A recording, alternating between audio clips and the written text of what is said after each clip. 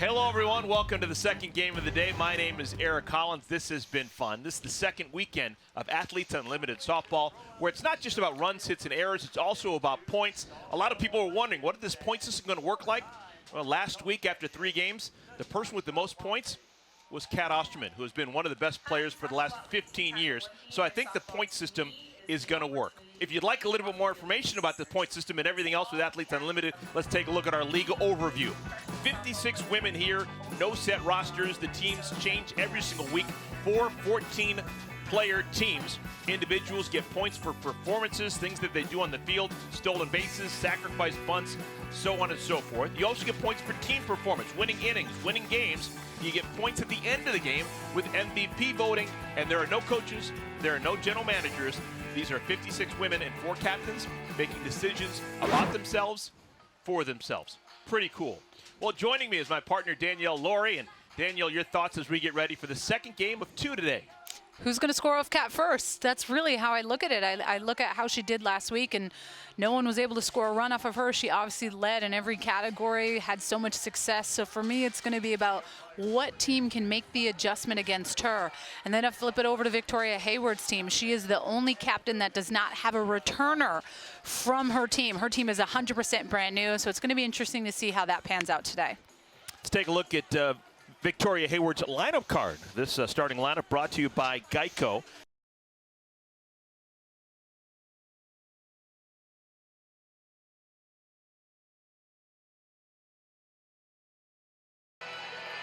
Hi, I'm Natasha Watley, 2-time Olympian, and softball to me is the opportunity to compete on the field with your sisters. And to all the Athletes Unlimited, being a professional softball player is like the ultimate dream job, and I'm so excited for you guys to go out there and represent our sport at the highest level, playing with the best of the best. Strike! You just knew Natasha would throw a strike in there. I think it's fitting that Natasha, the greatest leadoff hitter ever, leads us off before this game right here.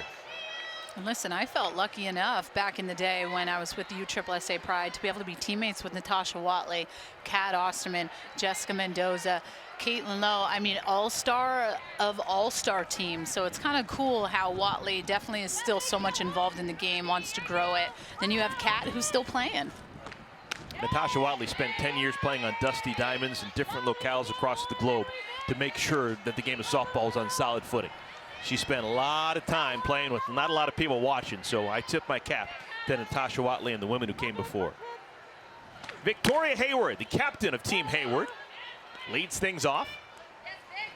Hayward, born in Toronto, raised in California, played collegiately at University of Washington, was the first player to ever commit to Athletes Unlimited softball. That's why she wears number 1.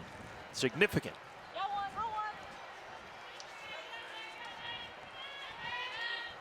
One ball and 2 strikes. 3 pitches into our game. Talk about significance in numbers. Kat Osterman, her number 38 is significant as well. She, of course, has worn number 8 forever, but now she's wearing number 38. That will be her age when she pitches for Team USA in next summer's Olympics in Tokyo. Pretty cool.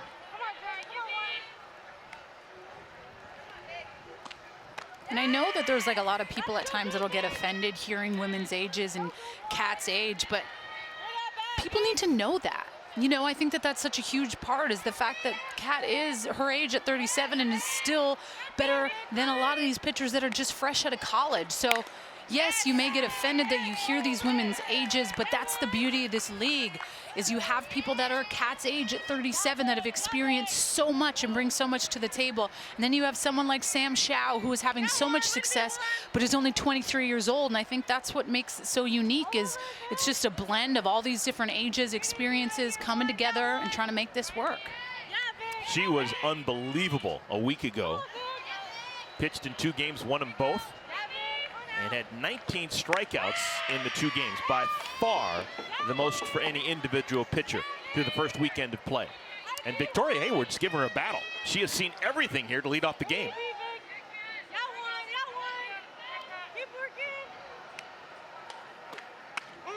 Wonderful pitch. Hayward confused, and that's out number one. Another strikeout for Kat Osterman in her long and distinguished career. And that's a heck of an at-bat by Victoria, and also a heck of a pitch by Kat. That is a tough pitch. That is a backdoor curve. So what that means is instead of it crossing the plate away from Victoria Hayward, it's going to look like it's going to hit her and come back in for a strike. Perfect placement and owning the inside part of the zone. Here's Hannah Flippen. Flippen playing shortstop this weekend for Team Hayward. She was the second baseman a week ago on her team, but with different rosters and different players and different ability levels, this week she's best suited to be the shortstop.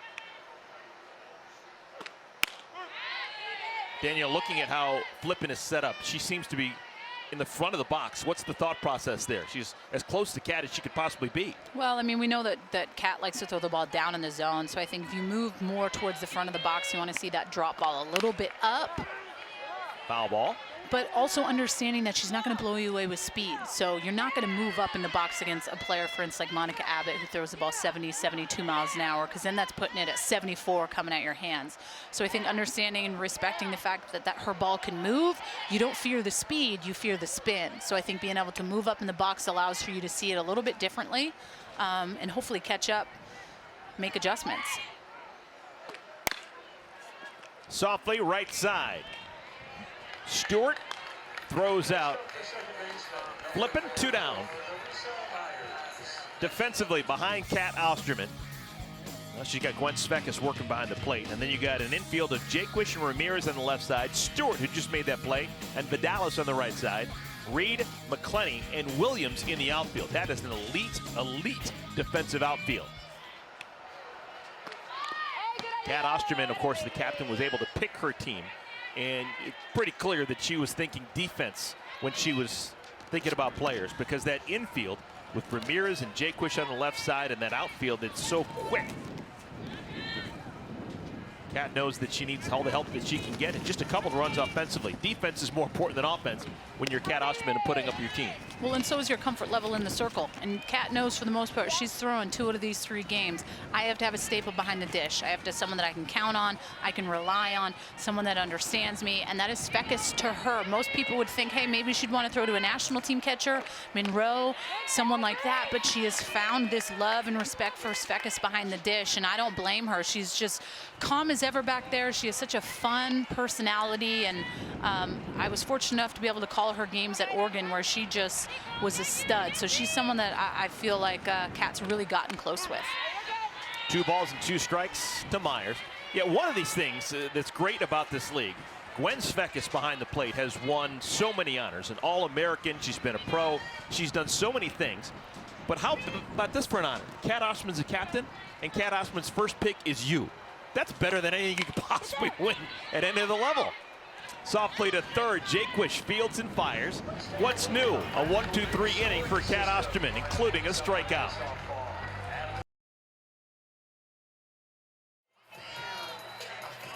Team Hayward a goose egg against Kat Osterman in the top of the first inning. Now Team Osterman heading to the bat rack. Let's take a look at the starting lineup brought to you by Geico.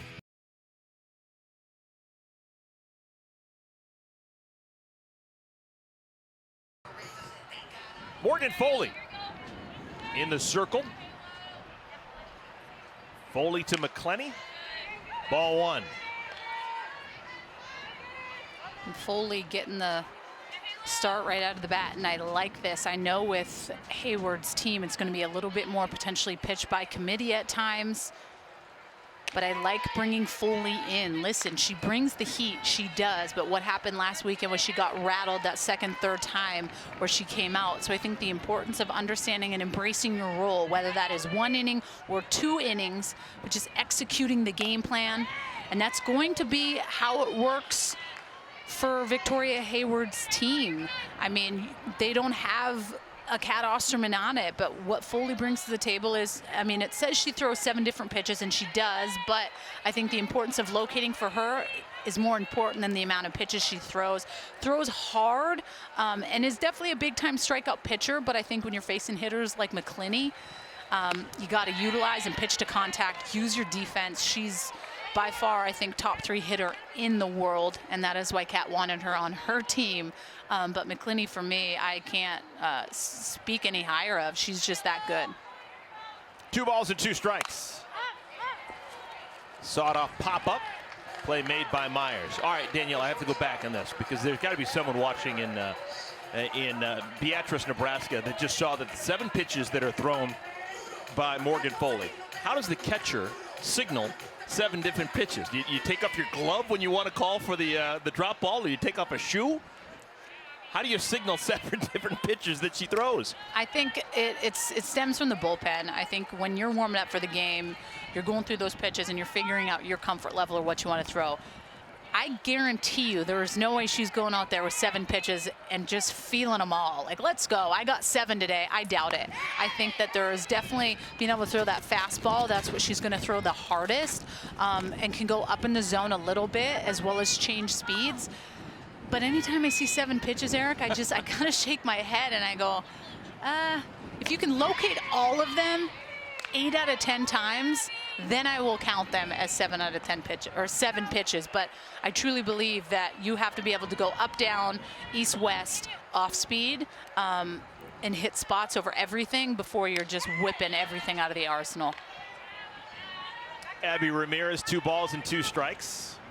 Local player from Chicago, former Miss Softball here in the state of Illinois. Escaped the Prairie State to play college softball at Michigan. But she came back and has been a pro for a handful of years, playing on this very field in National Pro Fast Pitch for the Chicago Bandits. Had a good first week, currently 14th in total points in Athletes Unlimited softball. It was really interesting talking and sitting down with Victoria Hayward, the captain of this team, yesterday, and just trying to listen to the dynamic, because she was on Kat's team last week, Team War, and they absolutely dominated. This week is completely different for her. She has the Mexico battery, obviously O'Toole, McQuillan, Palacios behind the dish, but they've been struggling a little bit. So how am I able to have success maybe pitching by committee? But I do know Victoria Hayward's go-to gals are Hannah Flippin and Narissa Myers. Those are the ones that she's going to rely on a lot to hold the defense accountable. And I think that's what helps a captain be able to take a deep breath, knowing that it's not just the pressure is all on me. Obviously, the experience that Flippin has, graduating from Utah national team, as well as Narissa Myers. She was one of the best in the game and almost underrated, I think. I mean, she's played with Great Britain, the national team, and I've gotten to play against her. But when I say she takes hacks, she takes hacks. Morgan Foley strikes out Abby Ramirez, so an extended at bat results in a K. 2 up and 2 down. Defensively behind Morgan Foley, you got DeWitt and Flippin left side of the infield. Myers and Jenkins right side. Howe, Hayward, and Beckert in the outfield, and Palacios behind the plate. Savannah Jaquish called strike 1.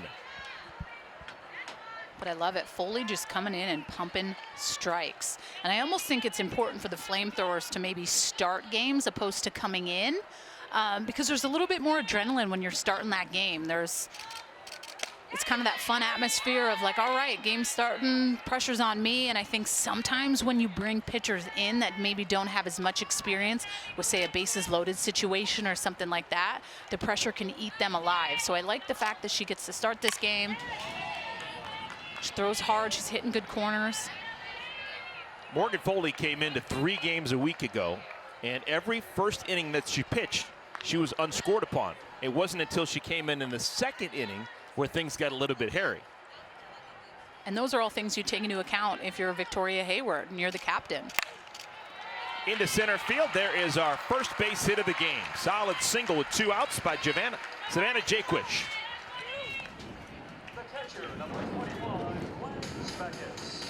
That's a good piece of hitting. I mean, could maybe be on a little bit more of a corner. But fresh out of the gate, I mean, 67 on the hands, right back up the middle. Screwball. So Jaquish is aboard for the cleanup hitter, Gwen Speckes. Swinging for the downs, 0-1.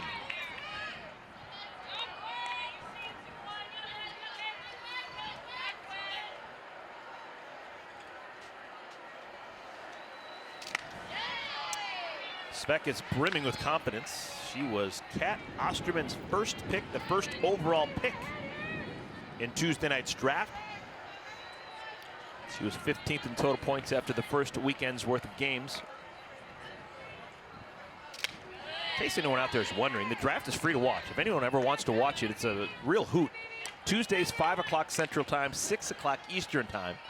You can find it on Athletes Unlimited's Facebook page. It's presented by Carvana. Check it out.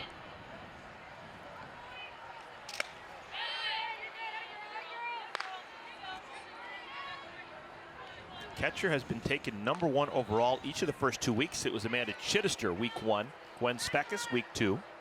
Sam Fisher was a big mover-upper. Originally taken in the 9th round, but after a big offensive performance, taken in the 4th round this week. Good job by Speckis. Was down in the count 0-2. And the count is now full 3-2. So that'll give Jaquish a head start at first base.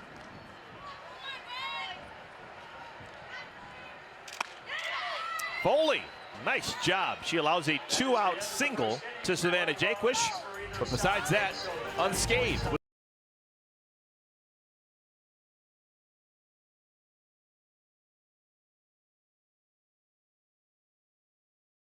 It's now the top of the second inning. Scoreless game. Team Hayward, Team Osterman. And this is going to be a fun half inning. We're going to go all access presented by Sparta Science. Go to number 46 in your program. Center of your screen, Ari Williams is going to join us. She is mic'd up. Yes, Woody! Ari, thank you for doing this. All right, y'all ready? She's in her game day routine right now. She's talking to McClinney. You're not getting anything out of her. Hey, how are you guys? Hey, we're doing great. That's fun. You guys have to come up with new things every week because the teams change all the time? You know, that's kind of the fun of it. Yeah, we come up with our own team names, have our own little mascots. I was the Cobras last week. Now I'm the Kitties. I'm a kitty this week. Is that because you're playing behind Kat Osterman? Yeah, it has something to do with it. Nice. I have to ask, are you fangirling more playing behind Kat Osterman or getting to play beside Haley McClinney? I don't know. The fact that I'm with both of them is pretty incredible. So I'm living my dream right now. There you go. How cool is that for you? Obviously, you know, watching Kat play in Olympics and compete and now getting to play on the same team with her and almost call her a friend. Like, what is that like for a little girl watching? Like, just kind of explain to them how cool this opportunity is. Yeah, it's incredible. I mean, honestly, it's something I wasn't sure I'd be able to do, you know, with her being on the Olympic team. But when I came into Athletes Unlimited and found out Kat was here, it was pretty amazing. Like I said, I'm on cloud 9. Just getting to play with so many people that I've looked up to, that are generations ahead of me, and you know that I played with in college as well. So. Can I ask you a question? Kat last played in the Olympics in 2008. Were you paying attention to the Olympic team in 2008? Man, probably yeah, but I was really young. Yeah, how old were you? How old were you in 2008? You guys are gonna make me do math? Oh man. Let's see. I have my calculator. I was probably like 10, I believe. Oh, I love that.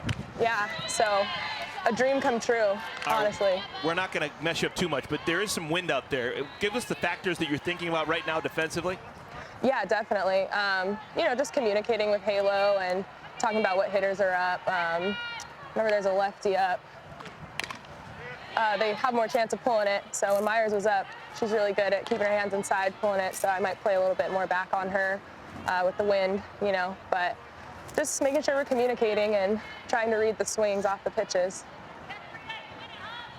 Ari, the wind was really howling out earlier today. Is it still significant or is it slowed down?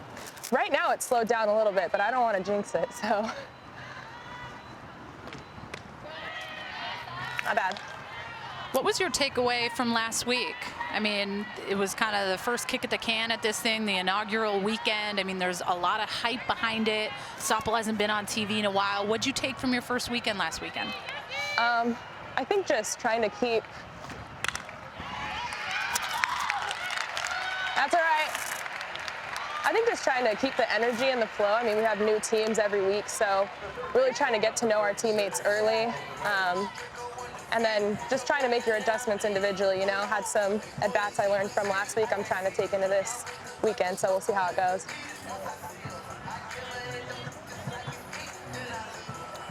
We're going to have a pinch runner on at first base. I believe that's A.J. Andrews who's going to run for Palacios. Ari, really appreciate talking to you. We're going to check in with you later. Thanks for talking to us. Yeah, thanks for talking, guys. That's cool. It's one of the neat things we're allowed to do here with Athletes Unlimited. Getting a chance to talk over live action with people actually involved in the game. Sachel Palacios, a single to center field. The catcher is now replaced by A.J. Andrews. Every base runner, you need to try and maximize it when you're playing against Kat Osterman. Kat pitched a complete game shutout to finish out our first weekend's action last Monday.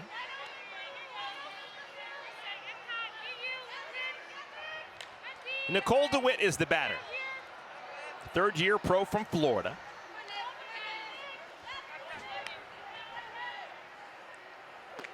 And DeWitt, a player I think really needs to get going. I mean, 143 was 1 for 7 last weekend, but she's a player that has had a lot of success with Florida, obviously. I mean, national championships, and then has played professionally with the USSSA Pride, so she's experienced a lot. And she's a player that I can see starting to get a groove and going. I mean, it's hard when you're facing Kat, right? Coming out during a slump, or you're like, oh, this is great. Just facing the GOAT right out of the gate.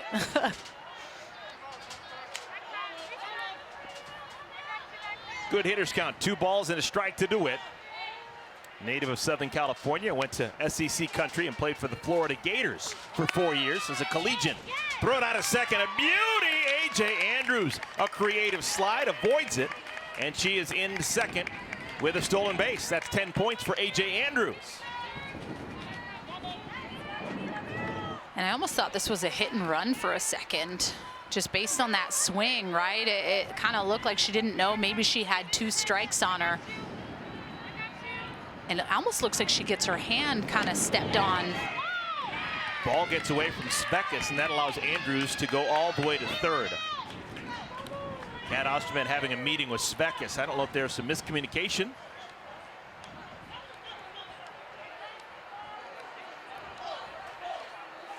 Now that conference presented by Mariner Wealth Advisors. Kat Osterman dealing with her #1 overall pick, Gwen Spekas, making sure they're on the same page. Can't make a mistake here with the runner on at third. Payoff pitch. DeWitt takes it. Huge strikeout for Osterman. Second out of the inning. And there was a strikeout. I, for some reason, thought she had struck out on the swinging through where Andrews stole, but that's definitely a pitch. You leave that over the plate, it's tough. Never really want to leave anything up to the umpire behind the plate. San Diego native Morgan Howe, the batter. Flips the first pitch foul out of play, left side. And I just think the importance of, if you can scrape this run, Andrews home, it just gives you a little bit of extra life, a little bit of extra pep. Like, we're finally able to score off Kat. No one's been able to get a run off of her. So I think energy is contagious. So I think if you're able to find a way, it just gives you that extra little bit of glitter or something in the dugout, like we're the first ones to do it. So the importance of that run is pretty big.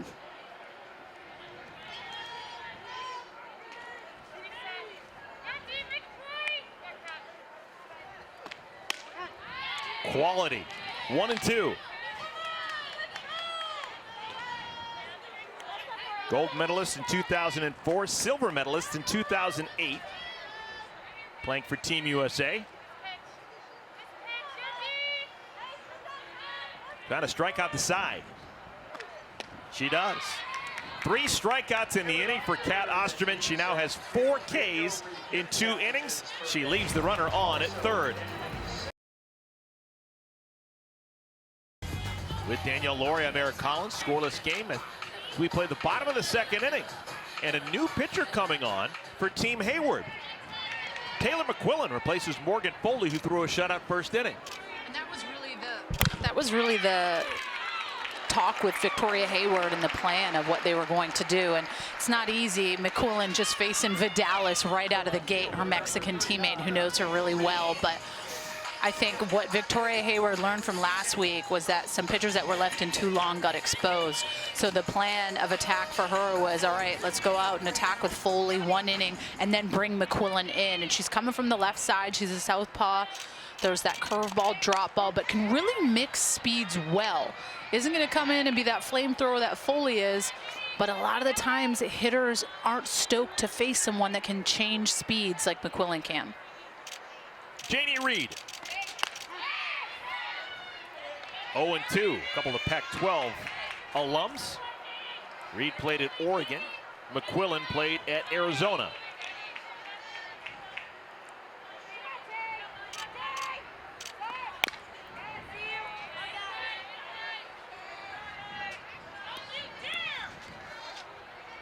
So Morgan Foley pitches the first inning, strikes out a pair, gives up a single to Savannah Jaquish, but is unscored upon. And then she is lifted for Taylor McQuillan. I like the strategy. Think outside the box. Well, and that's what we did a lot last summer with Team Canada, is we just made that set lineup and said 2-3-2, and that's exactly what we're going to do. It doesn't matter if you have a good inning or not. You're just going to be lifted. So I like that thought process, and she saw how it worked last summer for us. And maybe playable, foul territory. Oh, the ball is dropped. Kylan Becker had it and is unable to squeeze.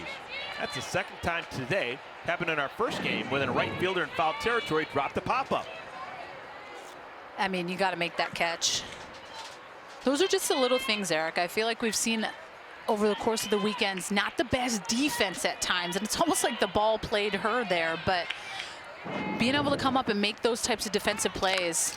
Right back to McQuillan, bobbled it, and lost the opportunity for the out. Ball is thrown away. Vidalis goes all the way to third, and trouble. Trouble right now for Team Hayward in the second inning.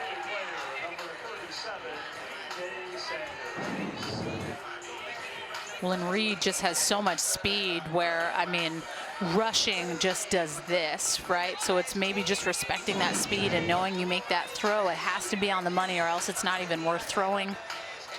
But Team Hayward in a little bit of a pickle here. Runners on second and third with no outs. So a fortunate at bat for Janie Reed. She pops it up in foul territory, and the right fielder drops it, so she gets another swing, and then hits it to McQuillan, who can't get a handle on it, and actually overthrows first base, allowing Reed to get to second and Vidalis to go all the way to third. And why does that always happen? I swear, anytime that there's a play that almost looks easy and isn't made, it's always that next pitch that they do something with. So I feel like that's why the importance of defense, making those types of plays, are key. And yes, these women haven't played competitively in a really long time, but they've been in this shield for quite a while. They've been taking reps. They've been on this field. They know how the wind flow goes in the outfield. Just got to make the catch. DJ Sanders, the batter. 2 balls and a strike to DJ.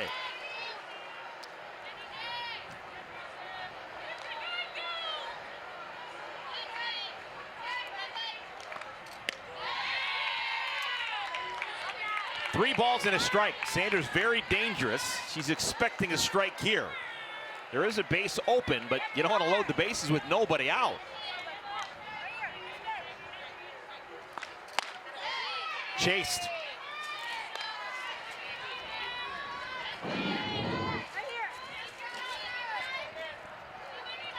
And I like that backdoor curveball. I would just continue to keep pounding that corner if you know that. Flippin', what a scoop! Look at that double play! World class for Hannah Pippin. Hannah Flippin, unbelievable the instincts that she has.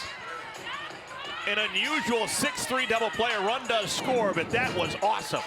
Wow, I mean, it's just so heads up. This scoop, the scoop to tag to throw. I mean, I know I've said it before, but she is by far one of the best in the game. How is she an alternate for Team USA? That's honestly, I just don't think that there's many better defensive specialists than Hannah Flippin. Whether there's pressure, no pressure, she always makes it look easy, calm, cool, and collected, and that is having your pitchers back. Ari Williams with 2 outs and the base is clear. I don't want to get picky, but Flippin actually had a chance for an unusual 6-2 double play. It looked like the runner from third, Vidalis, got a slow start. They would have had a play at the plate. Just incredible. McQuillan having a hard time finding the zone. Palacios trots out to half conference. 3-0 to Ari Williams. And listen, the goal behind getting Sachel Palacios behind the dish was to motivate and get these Mexican pitchers going. You know, Team Mexico, Taylor McQuillan, Danielle O'Toole struggled a little bit last weekend, so Coach Victoria Hayward's mentality was, if I can get Palacios, she can dig into them a little bit, pull something out of them, maybe get the rhythm going. But that's the beauty of being able to have these national teams together, Team Mexico, Team Canada, Team USA, is you have that bond between teammates, even if you are on the same team or you are not. But the beauty of having her behind the dish was to hold them accountable and just get them going.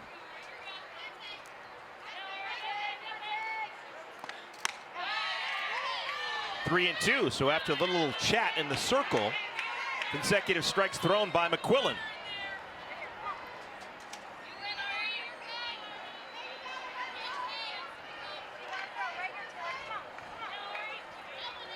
Three-two pitch.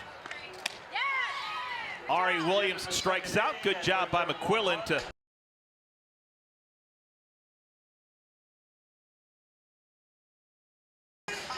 hats off. She's feeling it. She's hitting great corners. And what is the difference maker for her, aside from obviously having the drop that makes her legit, is she's owning the inside part of the plate. So the no fear right off the bat, throwing that backdoor curve in on the lefties.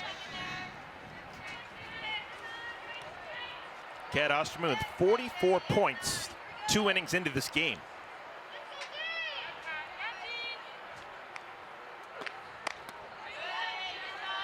Kat's team all picked up 20 points when they won this past half inning. Scored one time at the bottom of the second inning. So with the rollover of the first and the second, everyone on Team Osterman winning 20 points. For every out that a pitcher records, they get 4 points. Kat has recorded 6 outs, so she has 24 points in that category. Kelsey Jenkins, rookie from Wisconsin. 2-1.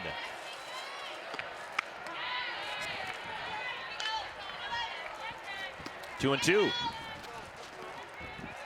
Jenkins, like her mother, will play on Team Canada. Already qualified for the 2021 now Summer Olympics. Look at Kat, like a praying mantis.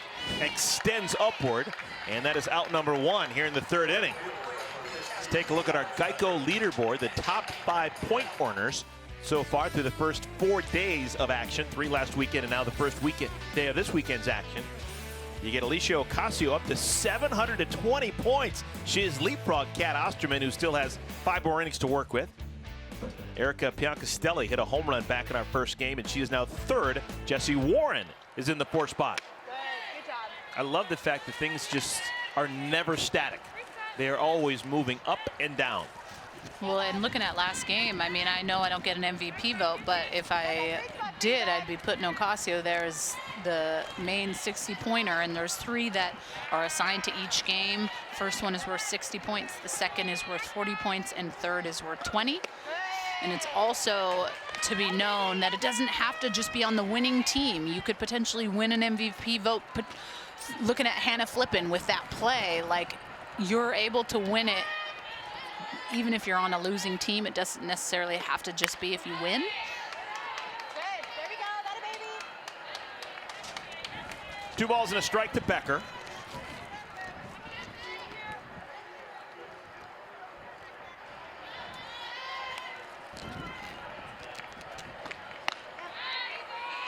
Two and two. And I feel like the difference between what I saw last game with hitters is they were just hacking right off the bat. And then what I'm seeing now is these hitters are taking a lot of pitches off of Kat and just trying to get a feel for what she's throwing. And it's almost harder. Like, a lot of these young women have grown up, watching Kat compete in the Olympics. So until you actually get a sniff in the batter's box to see what it's like, your first couple ABs, she can make you look really silly. But once you start to get an understanding for what she brings to the table, you can just get better and better. Becker able to check her swing, counts full 3-2. When we're talking, I mean, she's 6'3". She's getting out there, super long levers, just able to get up on top of that. I used to pay her when I played with the Pride to help me with a drop. Just couldn't do it. One of the best in the game. I mean, just kidding, she did it for free. But I mean, I was really trying to learn from the best in the game. Teach me your drop ball. She's like, well, you could use at least 4 to 5 more inches, and that wasn't happening for me, so I just chalked it up as a loss. Filling up that strike zone. Little half swing into left field. Heading back and making the play look routine, even though it wasn't. Janie Reed. 2 outs. Victoria Hayward, the next batter, the captain of Team Hayward. Let's take a look at the Carvana draft recap from her. Super excited for my team. I knew I wanted to go pitcher first because of all these other captains next to me. I'm really excited I was able to grab a stud middle infielder, and I like our offense. We have a few veteran bats that I'm super excited to work into a lineup. We've got some speed. I like our staff, and we have a lot of people that can play in a lot of different places, so we're gonna have some fun this week. The captain gets a base hit to center field. So Victoria Hayward is aboard for the first time. She was talking about getting herself a pitcher right out of the chute. She got Danielle O'Toole. And that stud infielder she was talking about, Hannah Flippen. And I love it. She just stays on plane, isn't fooled by this curveball, good barrel control through the zone. And I mean, Victoria Hayward got a lot of ABs off of Kat Osterman last summer with Team USA, so she definitely feels calm, cool, and collected against her. And they were also teammates last week, and Vic was just talking about how much she enjoyed being with Kat, and you also get to learn a lot about your pitcher when you're playing the outfield. Vic's playing center field. She gets to see what Kat's throwing, how it's moving, where she's consistent, where she's not. Then you find her in the leadoff spot facing her next week. Hayward with some speed. She could run. Flippen hits it high in the air. Wind could be a factor. Williams makes the play, and the side is retired.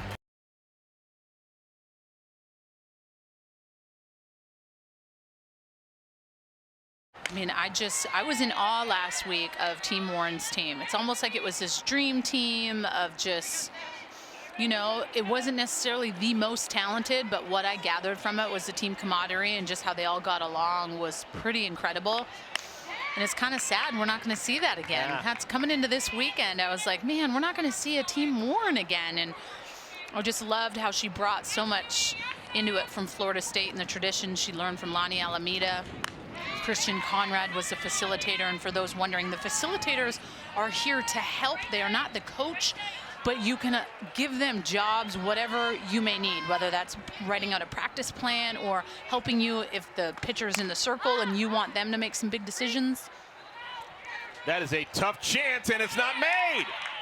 Everyone's going to be safe. Kelsey Stewart hit that right into the jet stream, and indecision between Nerissa Myers and Kelsey Jenkins causes the ball to drop. We're also getting the part of the day where maybe sun was a factor. Well, I mean, this was a moonshot. This was up so high, but someone just has to take ownership of that. And I mean, it's hard for Myers to come all the way across, but someone has to be the communicator in that, because it looked like they were both kind of, who's going, or you got it, do I got it? I feel like that's what we saw last week at times. We would see just these little defensive miscues that would lead to big innings, and clean defense wins games. Defense wins championships. That slogan is, you know, well known, but it couldn't be more true. If you make those little errors, those turn into big things. So the importance of clean defense, making the plays you should, and making the plays that maybe you shouldn't make, you make those ones too. So, I mean, you touch it, you catch it. That's the motto up here in the booth for me, Eric. I like it. I'm with you on that. Haley McClenny, half swing, right back to the screen. 1-2. Yeah, no official ruling yet, but To me, if I'm Taylor McQuillan in the circle, I did everything right. That should have been an out. There's got to be an error on the first baseman, Jenkins. That means that Stewart comes around to score. The run is unearned. Because that would be a -10 against McQuillan that, to me, there's no possible way she deserves. Oh, wow. What a play by the third baseman, DeWitt. Out number 1. McClenny hit it on a rope right to the third baseman, DeWitt. And just natural reaction of the game. I mean, just extends. That's heads up, knows to go straight to 1. Try to catch Stewart maybe off the base a little bit too much. Here's Abby Ramirez. Pops a bunt up back to the screen. So the official ruling on the ball hit in the sky by Kelsey Stewart is an E3. It's an error on the first baseman, Jenkins, which I think is fair. I don't think that Stewart deserved to get a base hit for that, so she won't get any points. And nor do I think that Taylor McQuillan should be responsible if she comes around to score for an earned run. Stewart down to second, and she is safe at second. Almost overslid the bag. So a stolen base. There's 10 points for Stewart.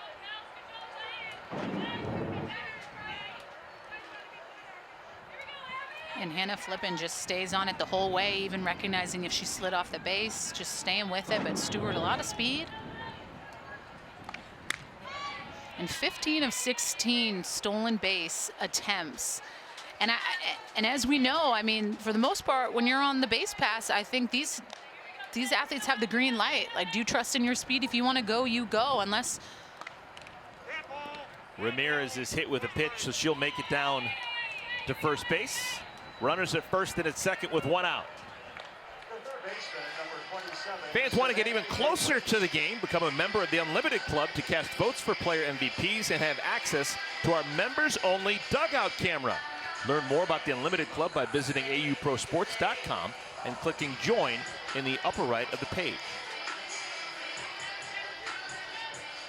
I wonder if the fact that base runners have not been caught stealing often, I wonder if that's one of the things that has to do with these players not being familiar with each other and not playing together for weeks at a time. It's a new battery, pitcher, catcher. The middle infielders are all trying to figure out when to cover the bag and whose responsibility is it. Little small things that you take for granted normally. Well, and then you have to go and look at the 2 best defensive catchers that aren't playing. And for instance, Paige Halstead was a defensive specialist for Rachel Garcia in the national championship. And then I look at Aubrey Monroe, not the best bat in the world, but defensively she has a cannon, right? So it totally depends what your approach is in the draft. Do I need a catcher that is going to give me a huge bat, or do I want someone that is just going to strictly be that defensive catcher behind the dish for me that I trust, no doubt, is going to be able to make those throws and get those athletes caught stealing? And that's really the difference maker that I've seen, is the catchers that are playing. Offensive minded. Yeah. Yeah. 2 balls and a strike to Jaquish.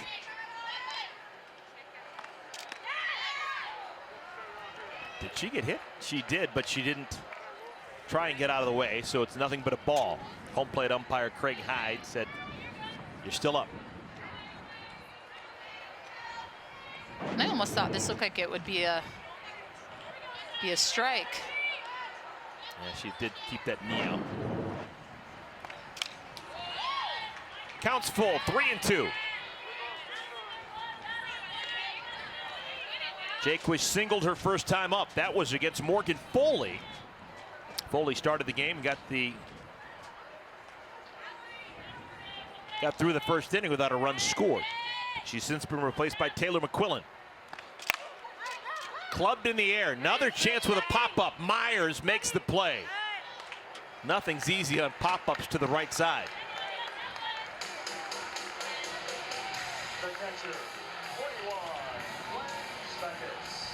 Inning should be over, but the error by the first baseman Jenkins allowed Stewart to reach, and now McQuillan has to get a 4th out of this 3rd inning. Gwen Svekis.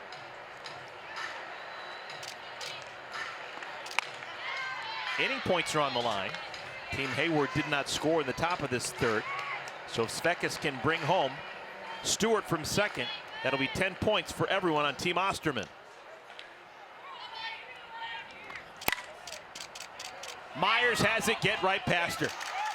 So a run will score. Stewart scores standing up. And another inning goes to Team Osterman.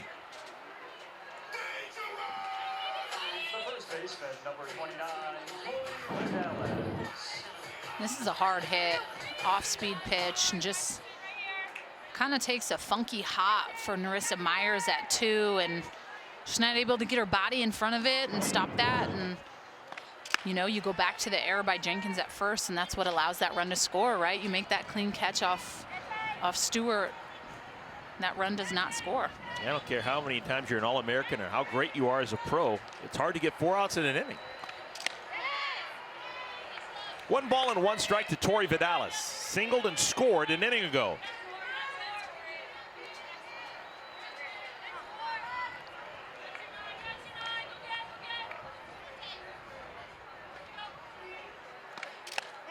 Runner goes down to second, and out trying to score from third is Ramirez, and she runs into the third out of the inning.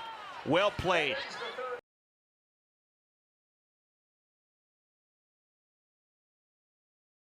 I love that. Listen, the game can expose you in so many ways, and it can make for your mind at times to tell you you're not good enough, or you want to quit, or it's not worth it. But the ones that are able to keep going, keep pushing for the greater of what is ahead, and knowing that it's your choice, right? Like, you choose the sport, you choose the pressure, you choose the work that goes into it.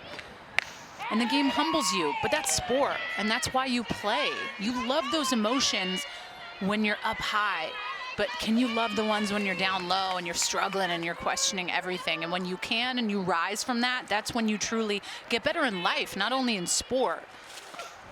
And that's why I love this game and what it brings, and how it truly allows for your personality and your life to shine because of how you're sculpted in this game and all sports, truly. That's why throughout this whole pandemic it has been tough at times, because live sports weren't on TV for so long, and you don't realize how much of a staple they are in your household. But I can tell you this, I crushed that Michael Jordan documentary coming out. I mean, that got me going. Here's Sam Fisher.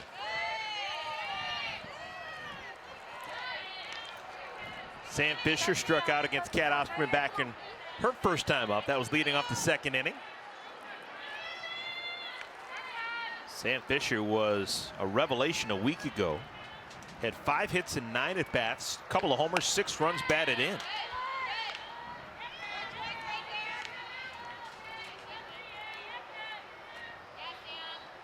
She has played all over.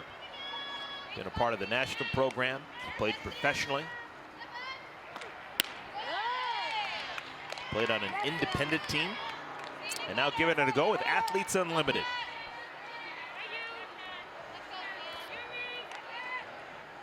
She could be working the graveyard shift someplace and have a smile on her face. She loves life.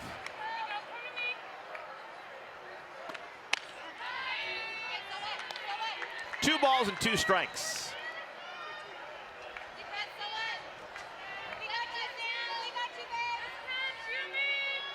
Drafted in the 36th spot, week 1, moved up to the 16th spot on Tuesday. Hard but foul. What do you think about the draft thing? Obviously it's a really cool way to decide teams, but it's got to be nerve-wracking if you're a player. You kind of, it's like when you're a kid playing kickball in 3rd grade. You want to be picked early. If not, it's tough on you, right? It is. I think it's more tough on you mentally than anything. But then again, this is a 5-week league where performance trumps everything, right? So if you don't perform, you can't expect to be that high draft pick unless you bring value in other areas. And attitude is contagious. So I think when you are struggling, you're not going where you want to go, and people can see that maybe you have this, bad aura about yourself, they're not going to want that. I mean, these women are in a shield. Let's not forget, this is not the exact bubble like NBA, but it's a shield. They're rooming with just one roommate. They have to try to social distance at all times. No high fives, all of the above. So it's like these women are giving up these 5 weeks of their lives. So attitude is something that is so easy to be able to control. And if you're in this environment, you better love it, embrace it, and not be mad if you're not getting picked where you want to go. And I say this all the time, but just be better than. Like, you have no room to complain if you're not performing. If you're performing and you're bottom of the totem pole, I get it. I'd be upset too, but at the end of the day, all you need to do is hit and play defense, and if you do that well, then you're going to get picked. Palacios tips it at the plate, a ball and 2 strikes. Kat Osterman already with 5 strikeouts through 3 2/3, looking for another. Kat pitched 2 games last weekend, won them both.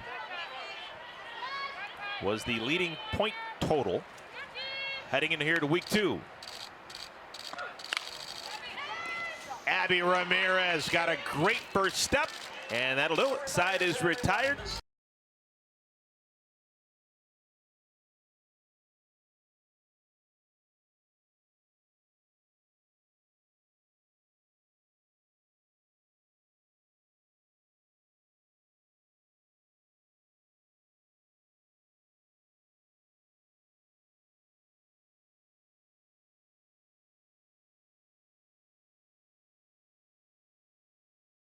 But she needs to get as many points and bank them, because we may not see her again until Monday night. And it's all going to also be on just kind of recovery and how her body feels as well. But yeah, it'll be interesting to see. They had Jessica Burrows drafted originally, and then she had moved to the injured list, so she's not able to come off the bench, who's also another pitcher. So I think that does put a little bit more pressure maybe on Kat at times, that might have to pitch more than she had planned. Morgan Foley back into the game. Foley began the game by getting 3 outs in the first inning, gave up a 2-out single to Savannah Jaquist, but she looked impressive, struck out a pair, was lifted for Taylor McQuillan, who pitches the second and the third, and now Foley back in, facing Tori Vidalis. This isn't a surprise to you how this pitching staff is being utilized. No, and that was the MO coming from the captain, Victoria Hayward. This is how they were planning to attack today. Smashed off the glove of DeWitt. That'll be ruled a base hit. So Tori Vidalis now 2 for 2. She's hit the ball hard twice. But I also think too, like, to be able to keep the hitters off balance as much as you can is not a bad thing, because once you see someone the first time through the lineup, a hitter tends to get a little bit more comfortable. So why not throw a wrench in there and just throw Foley, who brings the heat, throws harder than McQuillan. See if she can get one more inning.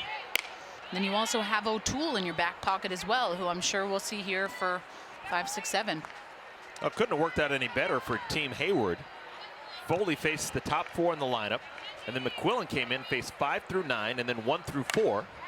And now taking on, oh wow, in foul territory, Hannah Flippin, the range of the Badlands, able to track that one down. Not a lot of other shortstops can make that play look as routine as Hannah Flippin just did. And she's definitely that player that's just going to come up and make those plays, right? Make it look easy. Love the video angle here. Wow. But it's her heads-up play to just field the ball and boom, next play. She doesn't ever sit and just relish in, wow, this was such a good play I made. It was boom, make the play, next. That's what the pros do, right? They just, their head's up, their head is thinking what the next play is before they even have the ball. And Daniel, it's a really small thing, but if you look with a discerning eye, what Flippin just did, there wasn't one false step. She went directly on line from her first step to her last to where the ball was. There wasn't any zigzagging or snaking around. It was, I know where the ball's going to land, I'm going to get there, and that's why she made it look relatively routine when it really wasn't a routine play. Yeah, and that's why she was Victoria Hayward's first pick. She leads this defense. She's going to come up and make those big-time plays.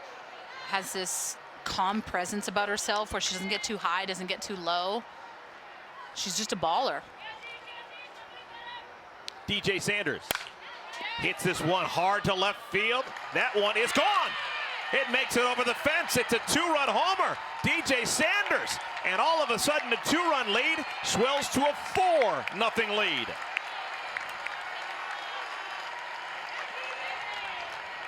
That ball just jumped off her bat.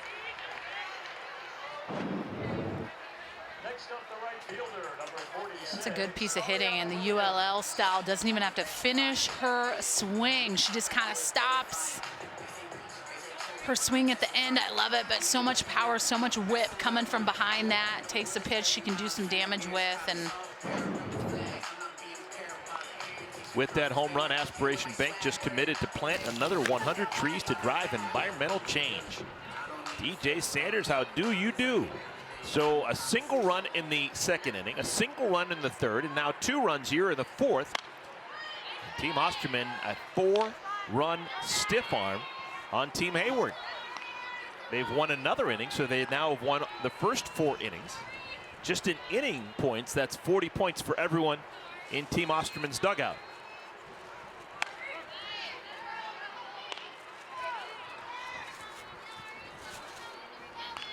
Ari Williams struck out to end the second.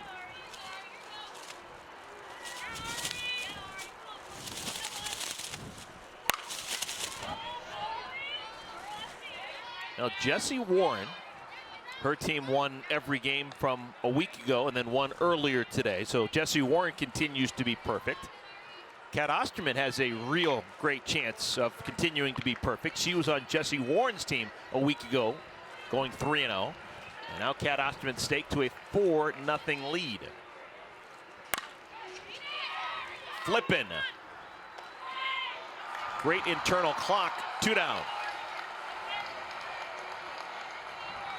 Second baseman, number 77, Kelsey Stewart.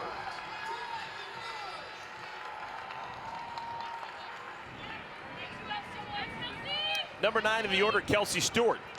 She started the trouble an inning ago, hitting a pop-up that the first baseman Jenkins couldn't make the play on. This time Jenkins is up to the task, wins the race to the bag, side retired.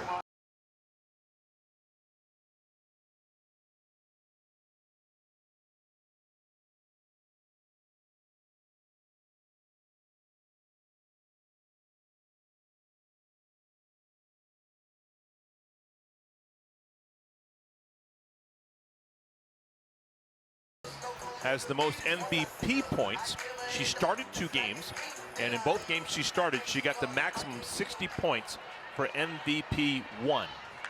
Second MVP gets 40 points, third MVP gets 20, but twice she got the full 60 points.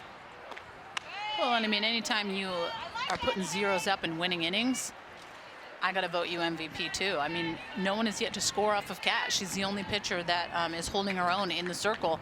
So I think for that, I mean, MVP all the way.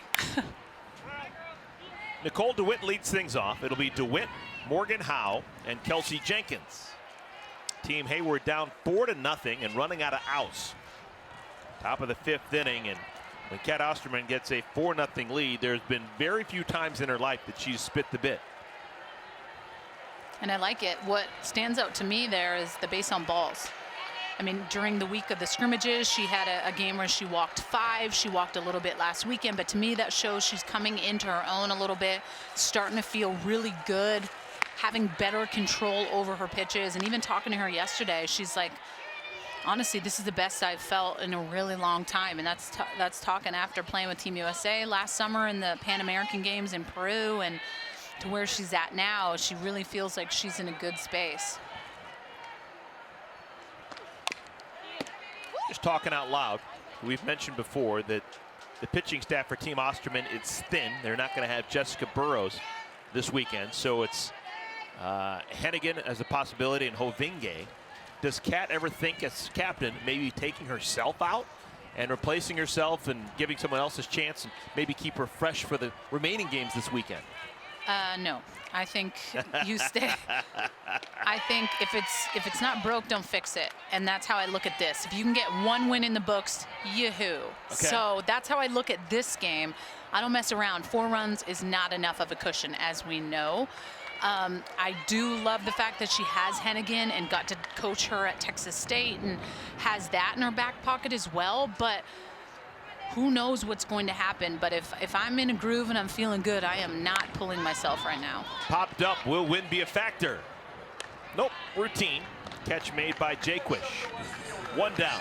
All right, there's someone out there wondering, Danielle, when you pitched, it wasn't that long ago, you know, a dozen years ago during your All-American days at Washington. A dozen years ago. Whoa. What, you win the national championship 09, right? I know, but a dozen 11. years ago. You're making me sound like I'm an old woman up here.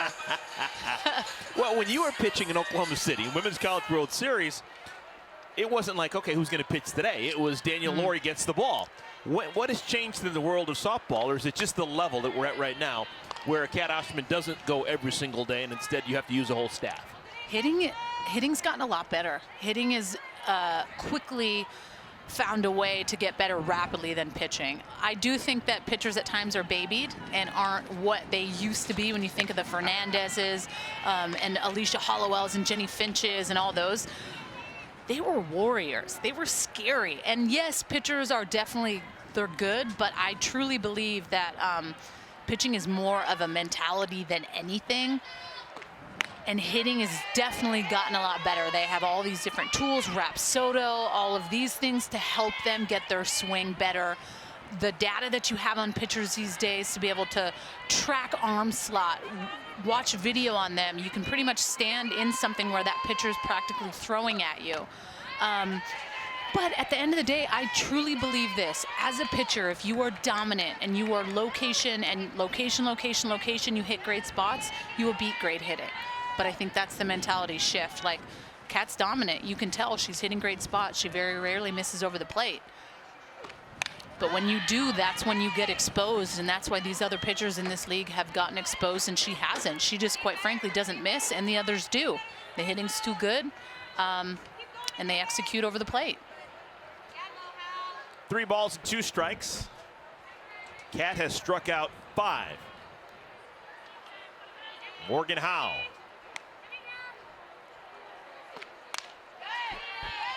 Good job by Howe.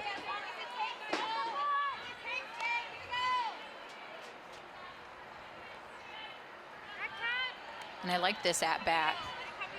Working it to 3-2 count, her first AB. I mean, she just looks silly. But to make the adjustment second time through, going on the 7th pitch of the AB.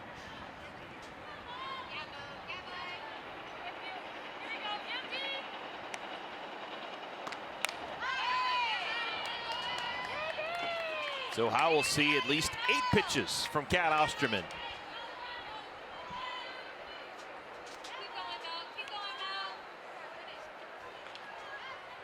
6'3" tall, classic pitcher's body. Long, lanky, with fingers that go down forever. High drive deep to center field, no doubt about it. Oh my! That one goes over the scoreboard in center field. Morgan Howe, how do you do? Like a bolt of lightning. And that is something to get excited about. That is a heck of an AB. That is battling, getting to 3-2. 9th pitch of the at-bat. I mean, this thing was a monster out of here, but you have to just go back to her first at-bat where she looked silly, saw only 3 pitches, comes up, makes adjustments. And I mean, Kat, it was going to happen. It was bound to happen. Sooner or later, someone was going to score 1 run off of you, but... Yeah, for the first time here in Athletes Unlimited Softball, Kat Osterman has actually gone backwards. She's given up 10 points for the earned run. She's human.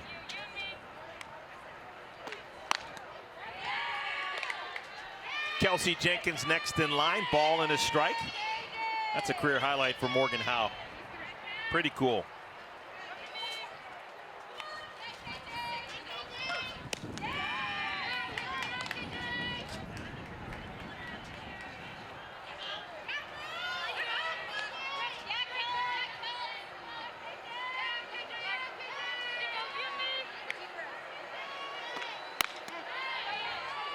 Two balls and 2 strikes.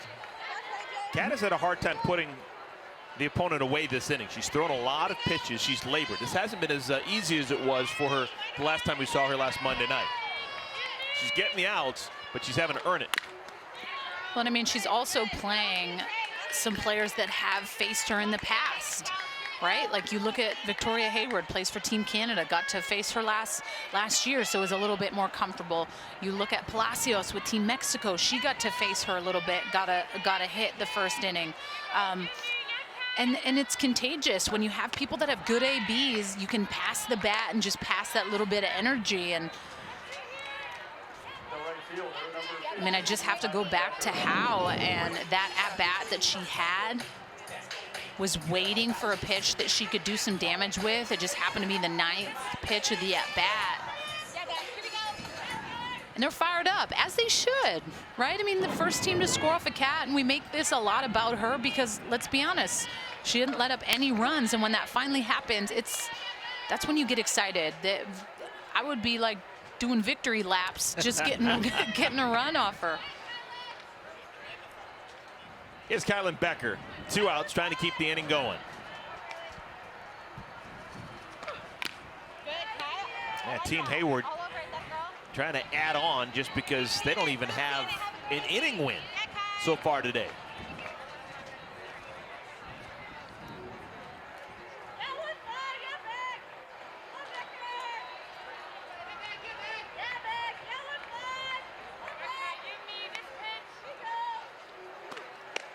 And those that are wondering, you have the 3 categories to move up in the leadership, on the leadership board, which is the MVP points, win points, and then your personal performance points. So it's not just how you perform. Winning innings, winning ball games gets you higher up than you think. So it really does, I hate to say it, but stink if you're on a team that doesn't win, because even if you have a successful day at the dish, your chances of moving up are not as good as the teams that tend to win every single inning and win those games. I mean, you're getting 50 points if you win a game. If you don't win an inning or a game, you're not moving up at all. Just your personal performance will matter. Called strike 3, so a couple of punch outs for Kat Osterman, but Team Hayward breaks through.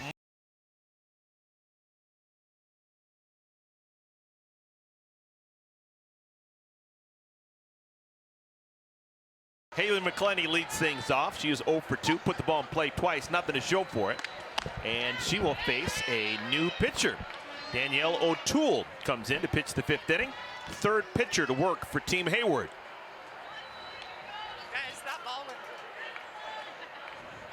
Like McQuillan before her, O'Toole played for Mike Candrea at Arizona.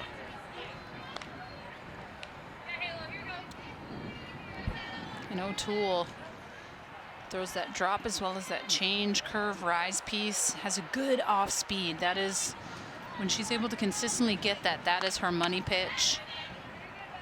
And this is the philosophy that the captain, Victoria Hayward, wanted. She wanted Foley to come in randomly, McQuillan for a couple, bring Foley back in, and then close it out with O'Toole. 3-0 taking all the way. And O'Toole walks the leadoff batter on 4 pitches.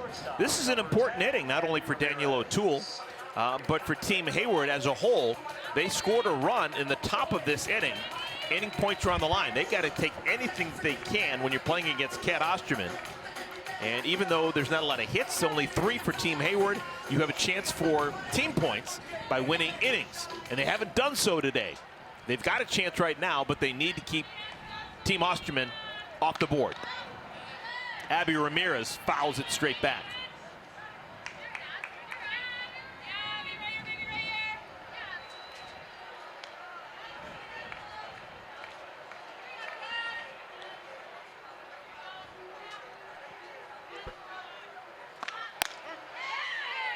Oh, 0-2. That's more like it. Pumping a couple strikes after the 4-pitch walk to McClenny.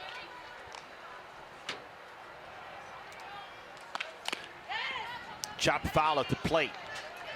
So this is the 2nd straight combination of our battery, pitcher and catcher, that are part of the Mexican national team that will play in the Olympics in 2021. O'Toole throwing to Sachel Palacios. You would think there's not a lot in common right there because O'Toole went to Arizona and Palacios went to Arizona State, mortal enemies, but they have found harmony playing national ball together for Team Mexico. Now, those are fighting words, messing around with a Sun Devil and a Wildcat. The rivalry is real.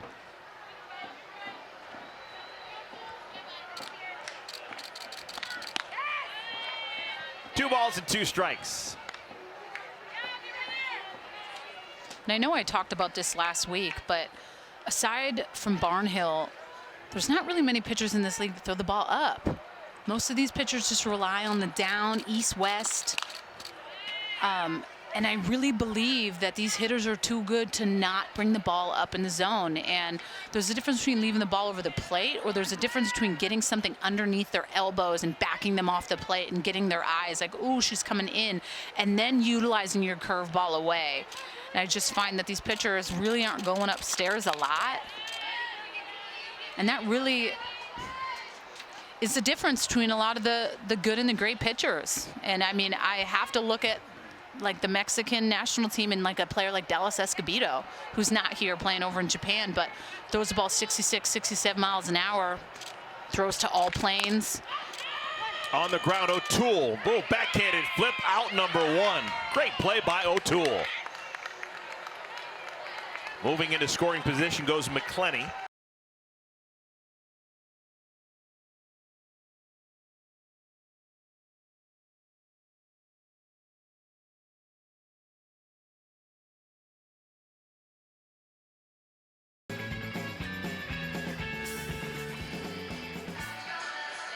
Even though he had a home run an inning ago by Morgan Howe, she still is not on that list. She got 40 points just for one swing of the bat. Underneath the glove of DeWitt. Everyone's got to be safe. Savannah Jaquish hit it hard, and DeWitt can't make the play.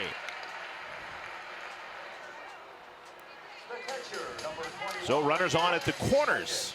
And the beat continues for Team Osterman. Everyone looking up to the scorekeeper because that's going to be significant.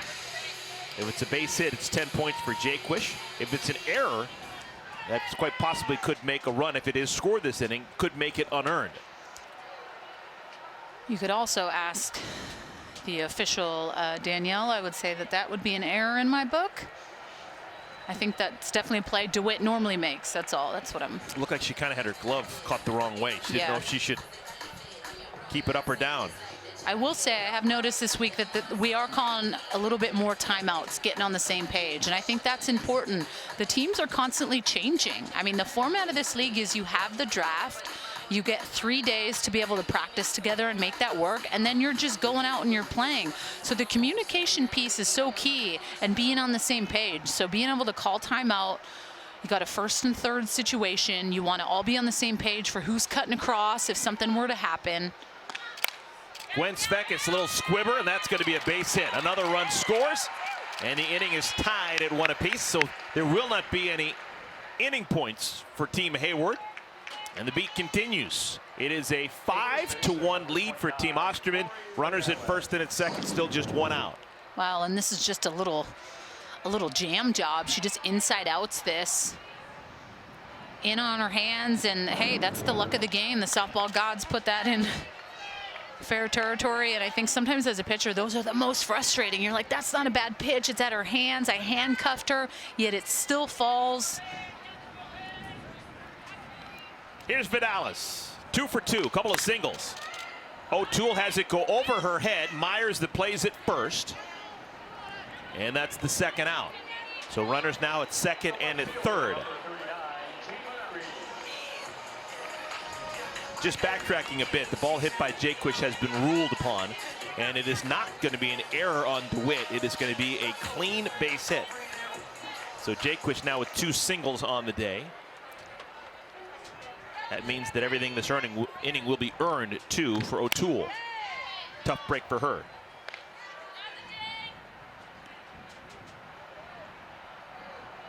Here's Janie Reed. 1 for 2.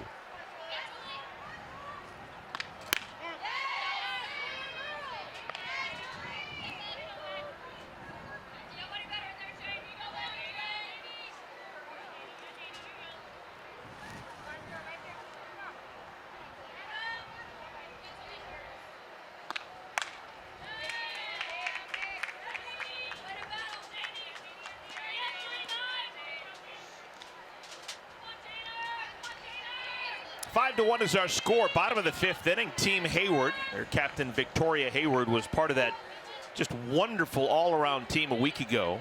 Team Warren, Captain Jesse Warren, Kat Osterman was on that team. And to turn around and be a captain and have your team face Kat Osterman, that's a blow to your confidence. It's tough, but I mean, there's no way to go around it. You got to go through it. You got to suck it up if you're struggling. But I mean, I think those little ABs like Howe had are things that can pick you up and get you fired up. Flippin gets the ball across the diamond just in time to get Reed, and the side is retired.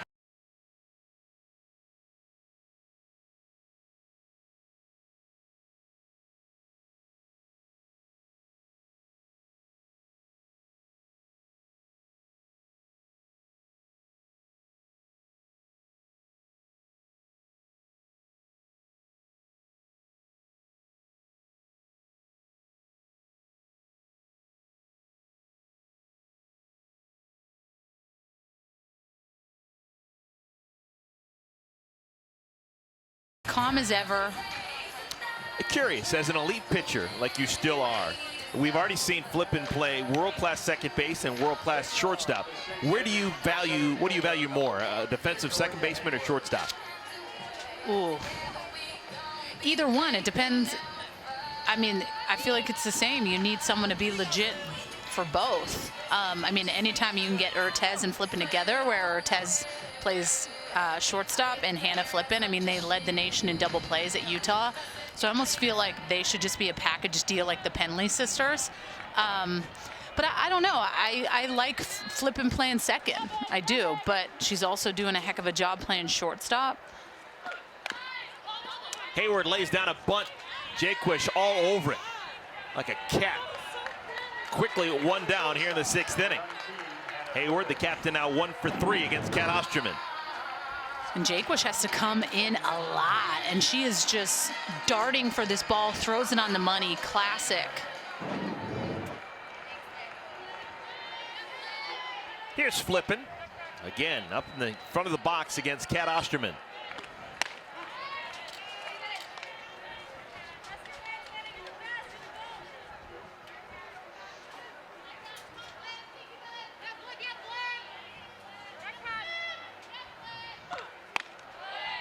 Oh, 0-2. Kat Osterman has 7 strikeouts through 5 1/3, but she's not gotten Flippin so far. A bounce out to second and a fly ball to right. It is amazing how Kat Osterman can still strike out batters at this level. We're seeing strikeouts become so rare for the most part at Athletes Unlimited, just because the batters can handle the bat and generally put the ball in play, but still not against Kat. Well, and I also have to look at it, Eric, is I wonder if once hitters get 1 to 2 ABs off of her throughout this 5-week league, if their comfort level would be different stepping in the box, right? Like your first time facing Kat, you're a little shaky. You're like, oh, geez, I don't know what's coming. I don't know what this is going to look like. But I think once you get a good idea of how that drop ball looks coming in on my hands, all right, she's breaking that curveball in on me, and her tendency tends to go away after this. So I think you just have to be comfortable. Not that you ever are, but I think once you get your first couple ABs, you get a better idea. Into center field, McClenny makes it look routine. One great defender flies out to another great defender. 2 down here in the 6th inning. Fans, head over to auprosports.com for custom merchandise, watch party kits, and pick'em games. And stay connected with Athletes Unlimited year-round by following us on social at AU Pro Sports. Here's Nerissa Myers. And Myers is hit for the 2nd time in 4 games here with Athletes Unlimited. First base the hard way. Myers actually doesn't have a base hit in 4 games. Great hitter, but she's been on base 6 times now. 4 walks and twice she's been hit with a pitch. And that hurts too, like kind of right near that shin bone. Not comfortable towing up the line though. See where that front foot is. She is on the plate. Not saying that you ever need to hit someone like that, but I think Kat trying to establish the inside part of the zone, missed a little bit. obviously hit her, but hitters will try to get in a pitcher's dome by saying, I'm going to crowd on your plate. And the pitcher, especially someone like Kat, is like, absolutely not. Like, I'm going to throw my back door in. I'm going to back you off my plate. And that's just the experience piece that she brings to the table, right? But as a hitter, if you're going to crowd the plate and you're towing up the line, you get hit. You chose to stand there. Here's Sam Fisher. Whole bunch of nothing for Sam. A couple of swinging strikeouts. Ooh, that's a good pitch. And we talked umpires yesterday, Kat, and I really liked just getting her reaction of just, you know, and she feels like at her age and where she's at, like she should be able to ask the umpire, like, hey, where's that missing? And she felt like last week she wasn't able to get much from them. Jaquish threw the ball to no one in particular, and that's going to allow Marissa Myers to score all the way from first. Carelessness with the softball, and that is a big-time mistake. With inning points on the line, Jaquish throws it into right center field. Myers scores the second run for Team Hayward. Not even like she just got hit in the leg, but yeah, little miscommunication with that, and she legs that out all the way, and just the importance of being able to score. And this little dribbler, Jaquish, comes just across too much. You have to respect Hannah Flippin and what she brings to the table, and I think just a little miscue, came too far off the base. I gotta let Flippin handle that all day.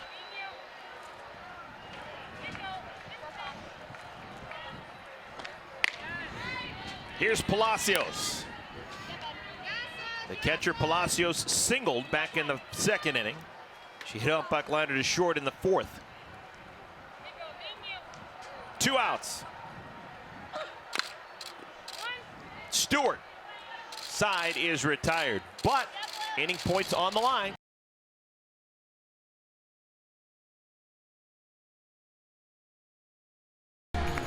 We've reached the bottom of the 6th inning, second game of 2 this afternoon. Parkway Bank Sports Complex, Rosemont, Illinois. DJ Sanders, a homer her last time up, will lead things off. Sanders, Williams, and Stewart to bat against Danielle O'Toole. 5-2 Team Osterman lead. Inning points on the line. Team Hayward did score in the top of this inning, so they need to hold Team Osterman to a goose egg to get the points. They've rolled over from the 5th, so 20 points are on the line.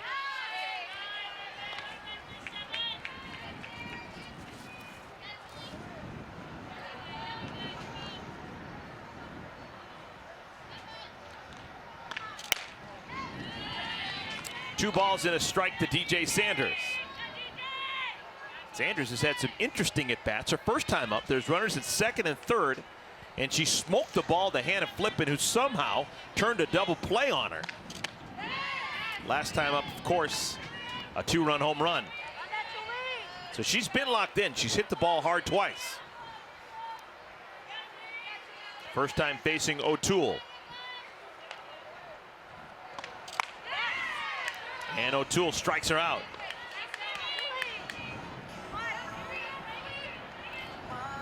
Danielle, did it bother you in a game like this when you had a bat in your hands and you would face 3 different pitchers and 3 different at-bats? Yeah, it's definitely difficult, but that's why I love that Captain Vic Hayward has chose to do that, because it's just inconsistent, right? So as a hitter, once you become comfortable, or all right, I have that first AB off of Foley, feeling good, boom, next AB you're going to go against McQuillan.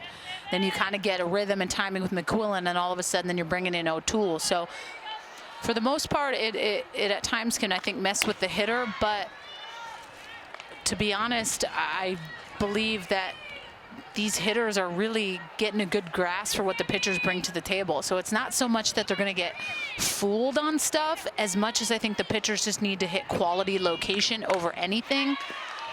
DeWitt's had a tough day at third. Ball keeps finding her glove, and she can't make the play. Sammy Fagan in a pinch hitting role gets herself a base hit. Hit it hard. That would have been a tough chance. Fagan just couldn't make the play. When she had some hops, but yeah, I think that would have been a great play if she was able to come up with that. It's ruled a single for Fagan. Kelsey Stewart.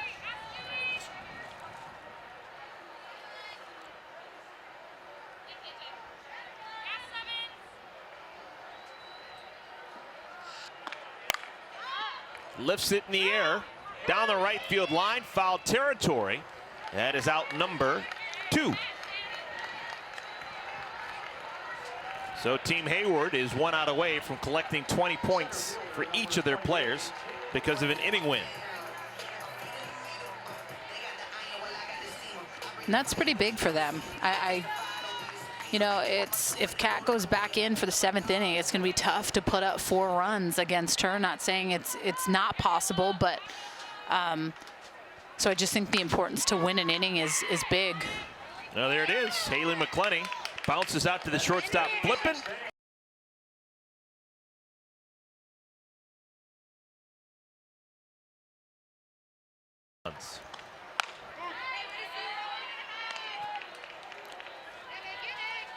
We have a pitching change for Team Osterman. Carissa Hovinge coming in to close out. And if Team Hayward is not able to score in the top of the 7th, we will not play the bottom of the 7th. That rollover inning for this will automatically just go to Kat's team because she is ahead. The only way you'd play the bottom of the 7th is if they're able to score a run here. Nicole DeWitt will be followed by Morgan Howe and Kelsey Jenkins. Slowly but surely, Team Hayward has started to figure out their offense.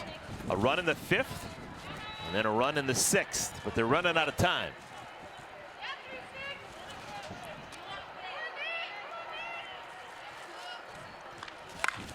Sharply smothered by Ramirez from her knees, made the play. How about Abby Ramirez?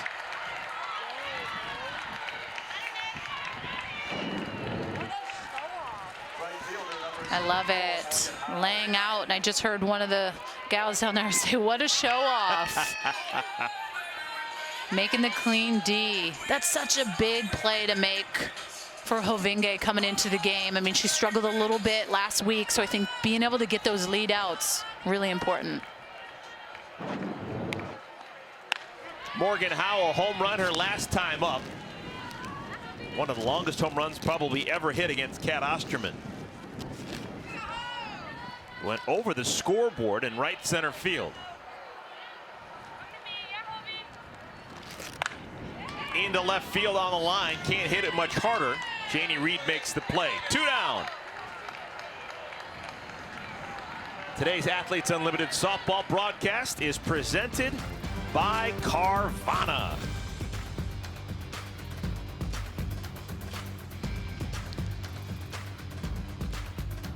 Carissa Hovinge has thrown a couple of atom balls. Nicole DeWitt and Morgan Howe have hit the ball really hard, but both right to defenders behind Hovinge.